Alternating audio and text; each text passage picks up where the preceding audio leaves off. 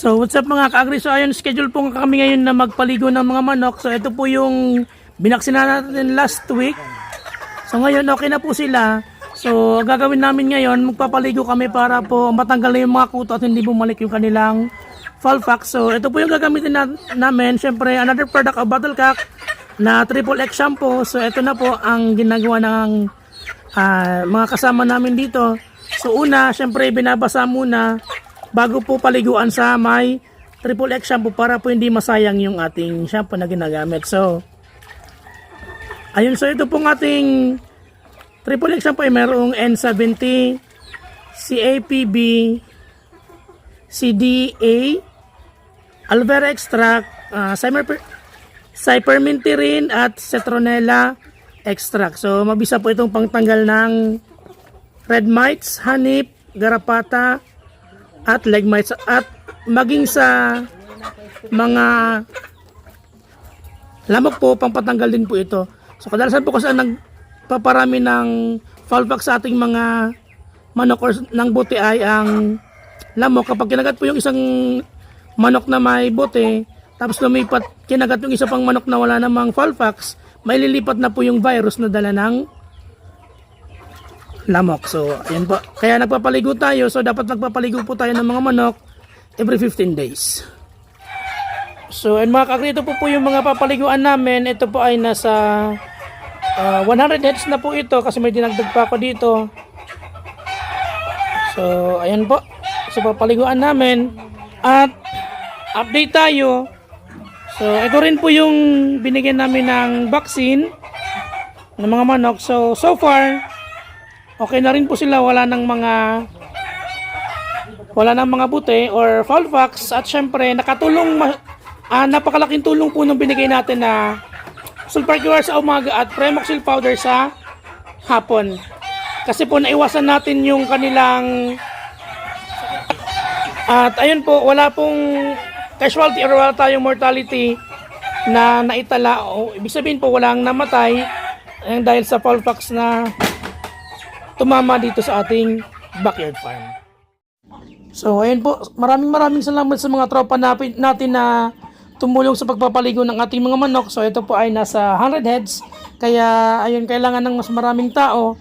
So ayun, buti na lang pumunta yung mga tropa namin para tumulong sa pagpapaligo ng mga manok. At syempre ayun, papapalit din kami ng beddings ng hipa ng palay. Syempre tinagal muna po namin yung mga hipa ng yung mga ipot kasama yung hipa ng palay na mga unang nilagay namin.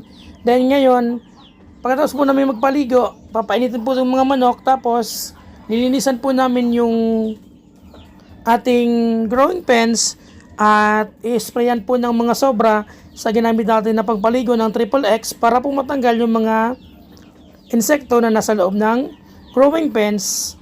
At syempre papalitan natin siya ng panibagong mga hipa ng palay para po may panibagong beddings na naman ang mga manok at hindi po mangamoy ang kanilang ipot. At syempre may libangan po sila sa loob para po hindi sila mag-feather pecking sa loob ng kanilang growing pens. At syempre papalabasin na rin natin sila pag maganda na po yung panahon at hindi na masyadong umuulan po dito sa Bicol. So ayun po, sana may natutunan naman kayo dito sa in-upload nating video.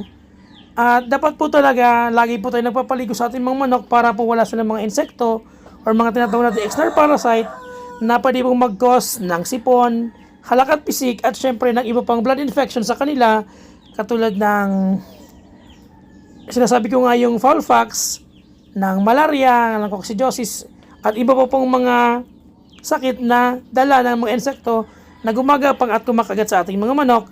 At isa pa po sa dahilan ng kung bakit kailangan natin magpaligo ay para po malesen ang stress nila na dulot ng mga gumagapang, nangagat ng mga insekto, dahil hindi po sila nakakatulog sa gabi kapag marami pong insekto sa growing pens nila at syempre sa katawan nila na kumakagat sa kanila.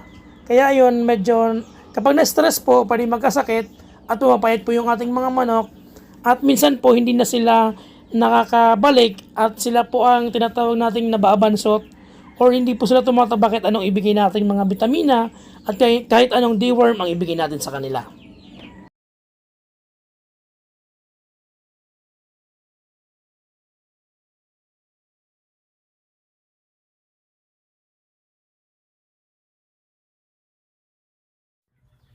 So, and mga ka-agri, tapos na po naming paliguan yung mga manok dito sa aming growing pen. At ito, nakapaglagay na din kami ng hipa ng palay. Ayun, para hindi po mangamoy yung ipot nila. So, ayan po. Okay naman.